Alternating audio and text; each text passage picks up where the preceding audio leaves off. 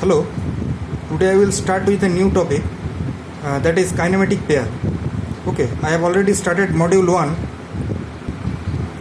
Now, what is a kinematic pair?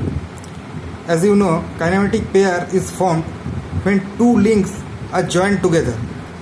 Now, classification of kinematic pairs can be as divided into these three types. We can classify kinematic pairs on the basis of type of relative motion as shown in number 1. Secondly, on the basis of type of contact, and thirdly on the basis of mechanical constraint. Now coming to the first type, on the basis of type of relative motion, they can be again further divided into 5 types. Number 1 is sliding pair, secondly turning pair, thirdly rolling pair, then screw pair, and lastly a spherical pair. In sliding pair, we have when two links or a pair are sliding over each other. For example, when we take a rectangular hole and we move a rectangular bar inside the hole, or the bar is sliding inside the hole, then that can be said as a sliding pair. Some other examples of a sliding pair is a piston and a cylinder arrangement. Okay, then the tailstock of a lathe. Okay, this can be also said to be sliding pairs. Secondly, we have a turning pair. So what is a turning pair? When the two elements of a pair are connected in such a way that one can only turn or revolve around about a fixed axis of another link, then this pair is known as turning pair. Okay, example of a turning pair is a shaft with collars is fitted into a circular hole. Okay, another example of turning pair is cycle wheel, which is turning over the axle. Okay, another point to be noted about turning pair is that a turning pair has a completely constant motion. Okay, I will discuss about motion in some later class. Thirdly, we have rolling pair. In a rolling pair, the two links of a pair are connected in such a way that one rolls over another fixed link. Okay, so such kind of pair is known as a rolling pair. Example are ball and roller bearings. Okay, that we can find in cycles, in automobiles. Okay, number 4 we have screw pair. So in a screw pair, the two links of a pair, when two links of a pair are connected in such a way that one element can turn about the other by screw threads. Okay, such kind of pair is known as a screw pair. Example of screw pair is a lead screw of a lathe with a nut. I hope you have already seen the lead screw in a lab, in manufacturing lab. And at last we have a spherical pair. Now what is a spherical pair? In a spherical pair, the links or the elements are connected in such a way that one element with spherical shape turns or swivels about the other fixed element. Such kind of a pair is known as a spherical pair. Okay, example of spherical pair is a ball and socket joint and car mirror. You must have already seen the car mirror. Now, on the basis of type of contact, a kinematic pair can be divided into 2 types, that is a lower pair and a higher pair. As you can all see, all these 5 type of pair you have seen here, there are actually 3 types of contact. Okay, number 1, you have a surface contact.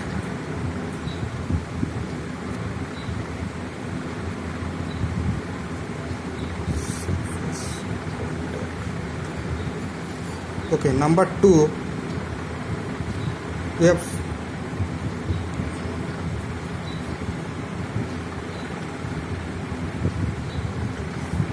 and number 3 we have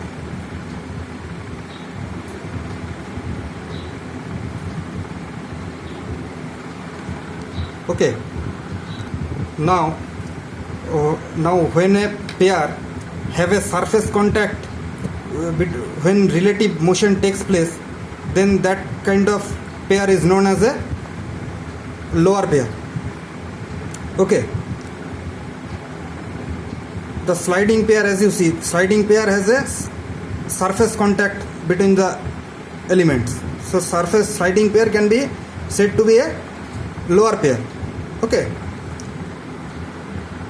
So when two elements of a pair have a surface contact, when relative motion takes place and the surface of one element slides over the surface of other, then that is known as a lower pair. Okay. Now turning pairs can be also said to be lower pair. Okay, because there is surface contact between them. Okay, now we come to higher pair. So what is a higher pair? When two elements of a pair have a line or point contact, when relative motion takes place between the elements, then that pair is known as a higher pair. So we can be grouped as said to be higher pair.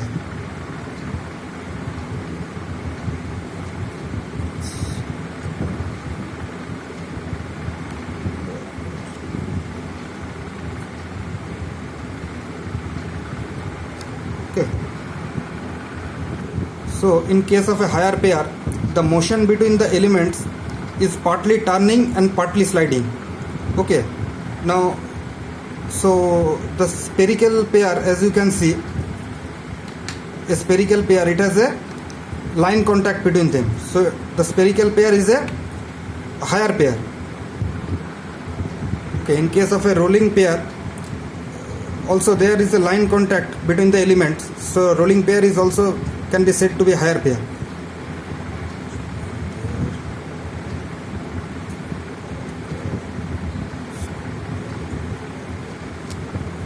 So sliding pair, turning pair and screw pair, these are lower pairs. Okay. And the rest two, rolling pair and spherical pair, is a higher pair.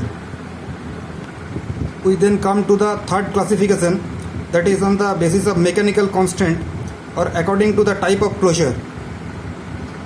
Okay, we have two types of pair. One is the closed pair or self-closed pair, and secondly unclosed pair.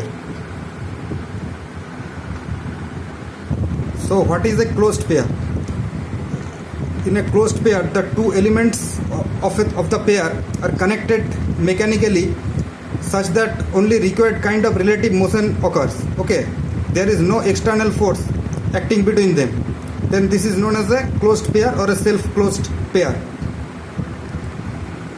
So as you can see, in a closed pair,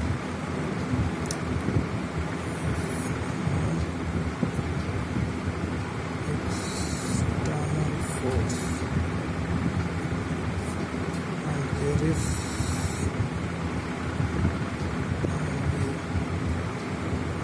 mechanical contact. And the type of motion we get is only the required motion. Okay. So a common example of a closed pair, you can see an example is a enclosed cam and follower.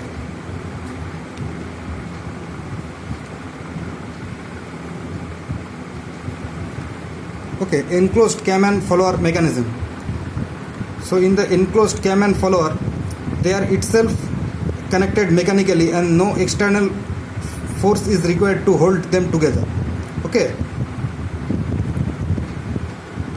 Next we come to unclosed pair or force closed pair. Okay, so what is an unclosed pair? In an unclosed pair, the two elements are not connected mechanically but kept in contact by the action of external force. Okay, so such kind of pair is known as unclosed pair or force closed pair or force closed. Okay, so in a force closed pair they are not connected mechanically, but we need some external force. So in the case of unclosed pair we have this is it, requirement of external force.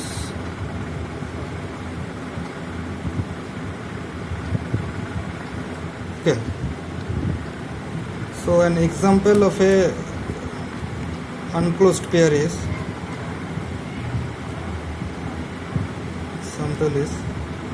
cam and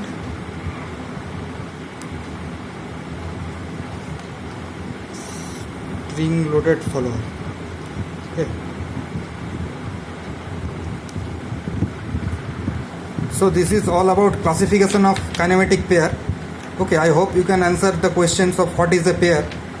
Okay, so a pair is when two links are connected together and they can have relative motion between them. Okay, next we will discuss briefly about different types of constant motion. So now we will discuss about the various types of constant motion. Okay, number one, you have completely constant motion.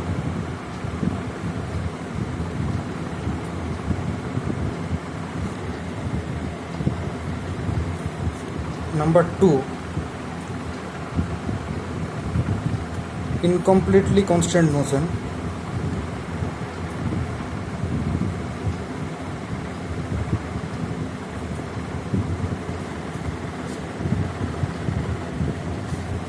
And number three,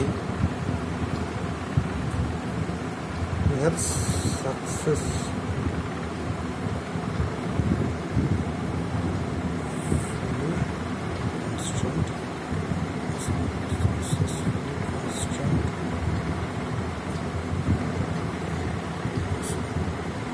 Okay, so the three types of motion are completely constant motion, incompletely constant motion, and successfully constant motion. So we'll start with completely constant motion. Okay, now take the example of this square disc. Okay, in the square disc you have a square hole. Okay, and through this square hole, as you see, we have inserted a square bar. Okay, now whatever be the direction of the force, okay, the square bar will move in the hole in a particular direction, that is, it will only reciprocate. Okay, reciprocate in this direction. Whatever be the force, whatever be the direction of the force, the bar will move only in that specified direction. Okay, so this is an example of a completely constant motion. Okay, another example of a completely constant motion is a piston cylinder arrangement in the steam engine. Okay, where the piston will only reciprocate in a particular direction inside the cylinder. Okay, next we come to incompletely constant motion. As you can see,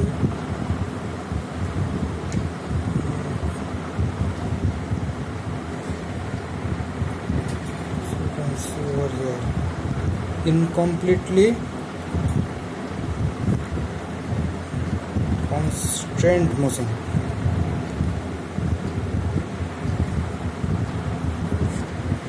Okay, now in incompletely constant motion, what happens? We take a square or a rectangular disc and we have a circular hole inside the disc. Okay, now we insert a circular rod in the hole. Now this circular hole can reciprocate in this direction as shown, as well as it can rotate inside the circular hole. Okay, So this is an example of an incompletely constant motion. Only if it was only bound to rotate and not reciprocate, okay, then it could be said to be a completely constant motion. But here it can have two movements.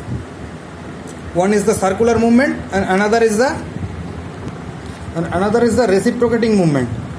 Okay. Now here is a reciprocating movement. This is a circular movement. So a incompletely constant motion can be defined as when the motion between the pair can take place in more than one direction, then the motion is called an incompletely constant motion. Okay. An example of an incompletely constant motion, one is this square disc and the circular hole, and another example is a footstep bearing. Okay, I will explain the mechanism of a footstep bearing later. Okay, the diagram of a footstep bearing.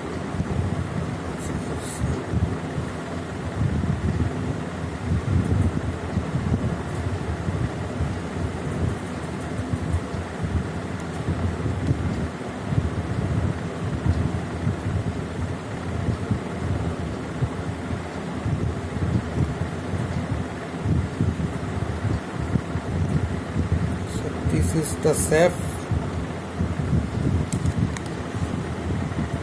Okay. This is a footstep bearing.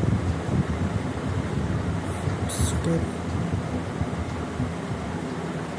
bearing. We apply load in this direction, and as you can see that the shaft can reciprocate as well as rotate inside this housing. Okay. Okay, and thirdly we have successfully constant motion.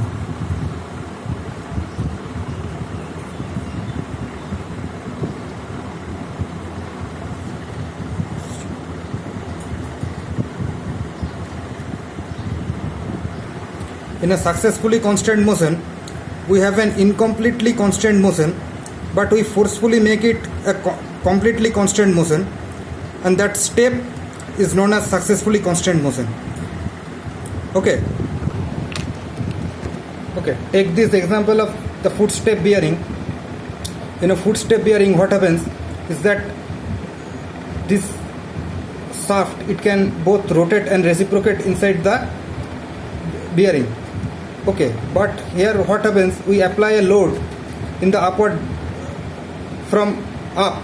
Okay, so the shaft, it cannot go in the upward direction due to the load which applies force in the downward direction. So this footstep bearing was actually an incompletely constant motion. Okay, but when we apply a load on the shaft of this bearing, okay, then it is only bound to move in a circular direction and not in a reciprocating manner. Okay, so we have converted an incompletely constant motion into a successfully constant motion by the application of that load. Okay, so a successfully constant motion can be defined as when the motion between the elements, okay, or the links forming a pair is such that the constant motion is not completed by itself but by some other means, then this motion is said to be a successfully constant motion. Okay, so I hope you have understood the different types of constant motion. Okay, so another example of a completely constant motion is the motion of an IC engine valve. Okay, that is kept in its seat by a spring. Okay, and the piston reciprocating inside the engine cylinder. Example is IC engine valve and piston arrangement.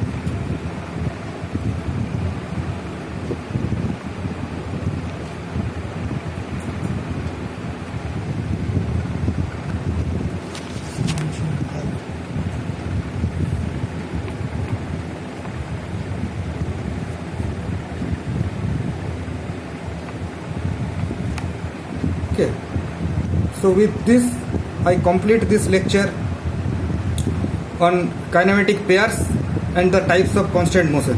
I hope you will be able to answer these questions with ease. Thank you.